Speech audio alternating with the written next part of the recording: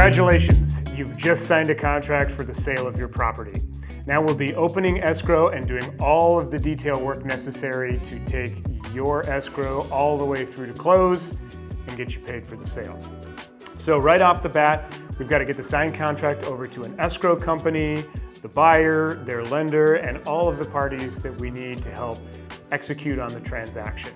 We can provide you with any necessary referrals that you might want for escrow companies, title companies, and anybody else that we need to work on the sale. So the most critical period of an escrow is the due diligence period. Typically, a buyer is going to have anywhere between 10 and 30 days to do all of their due diligence. That would include reviewing books and records, your financials, leases, city records, as well as, of course, conducting their physical inspections on the property. And during that time period, it's going to be critical that we have all that information available to deliver to the buyers right away so that we don't delay the time frames and then delay the closing of your deal. So hopefully we've already reviewed all of the due diligence items in anticipation for the listing, and we have that ready to go to send over to the buy side of the transaction. If not, typically we need to get that together within the first 5 to 7 days of the escrow. During this time, we will be coordinating on your behalf to arrange inspections, the visits for the appraisal, and all that kind of stuff that the buyer needs to do to understand all the physical elements of the property. We can organize all of that for you. If you have a property management company, we can coordinate with them so the disruption to your life is minimal.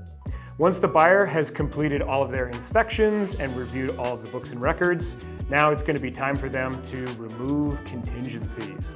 This is typically the place during an escrow where you're going to have some additional negotiation that goes on. Buyers often are going to ask for repairs, credits, anything like that that they might want in order to feel comfortable moving forward with the deal. Now, as the seller, you're under no obligation to agree to any of those things unless you've specifically agreed to that in writing beforehand, but it's a very common aspect of most transactions that there's some negotiations before contingencies are removed.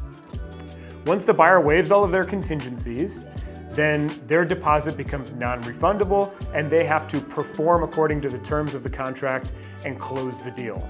As long as they do that, we're in good shape, your property is going to close and you're going to get paid. If the buyer defaults on any of their obligations, we can step in and try to get them back on board. Worst case scenario, we may be able to cancel the deal and move on with another buyer. Moving towards final details of the escrow process, the buyer's loan is usually the last piece to fall into place. That's approved usually a week or two before closing.